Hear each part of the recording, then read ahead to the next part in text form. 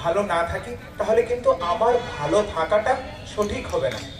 তাই আমাকে প্রেমের কথা, পরম প্রেমময়ের কথা, আমার ইষ্টের কথা, আমার আদর্শের কথা সমাজে বিতরণ করতে হবে। ঠাকুর বললেন এটাই হচ্ছে যাজন। কারণ আমরা ঠাকুর ধরে জেনেছি বাঁচা এবং বাড়াটাই ধর্ম, বিইং অ্যান্ড বিকামিং ইজ ধর্ম। তাহলে এই যে যজন করলাম, যাজন করলাম, আর ইষ্টভীতিটা কি? ইষ্ট হলো মঙ্গল, আর ভীতিটা কি?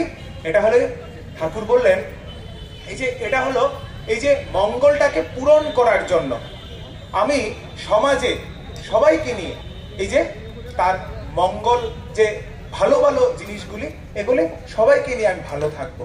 তাই আমি প্রতিদিন ঘুম থেকে উঠে ইষ্টকে ভোগ নিবেদন করে আমার দিনের শুরুটা করব।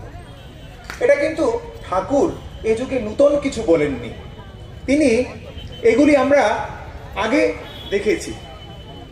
আমি সংস্কৃত নিয়ে পড়াশোনা করেছি, আমি সংস্কৃত বইয়ে দেখেছি এই যে পঞ্চ মহাযজ্ঞের কথা। এছাড়াও বিভিন্ন মতের যারা অনুসারী আছে, খ্রিস্টান মতের বলুন, তারাও তাদের আয়ের 10 ভাগের 1 ভাগ তাদের গুরুকে দান করেন।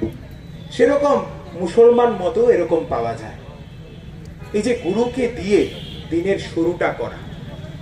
দেখবেন এবার পরম পূজ্যপাদ শ্রী শ্রী অবিন্দাদা বললেন, কনফারেন্সে বললেন, ইষ্টভীতির মাধ্যমে আমাকে বিনয়ী হতে শেখায়।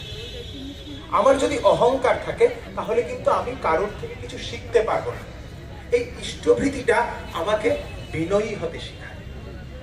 এই করার মাধ্যমে, এই যে ঠাকুর বললেন করো হো পাও, কিন্তু করাই পাওয়ার জন্য না, এই যে করতে করতে করতে করতে আমরা তার এই যে যজন যাজন ইষ্টভীতি, এই যে নতুন কিছু না, এই যে অনেক আগে থেকে এটা চলে আসছে।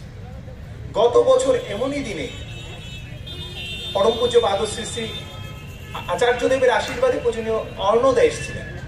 অর্ণদা বললেন এই যে গত কিছুদিন ধরে আপনারা ডিপি ওয়ার্কস শুনছেন, দীক্ষাপত্র সমীক্ষা কার্য।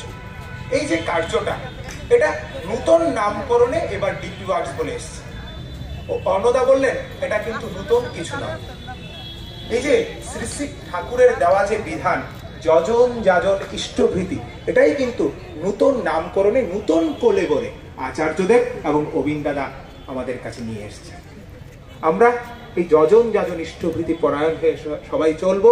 তার এই যে আচার্যদেবের এখন যে ইচ্ছা, এই যে দীক্ষাপত্রের কাজ, এই কাজে সবাই নিজেকে যুক্ত করব।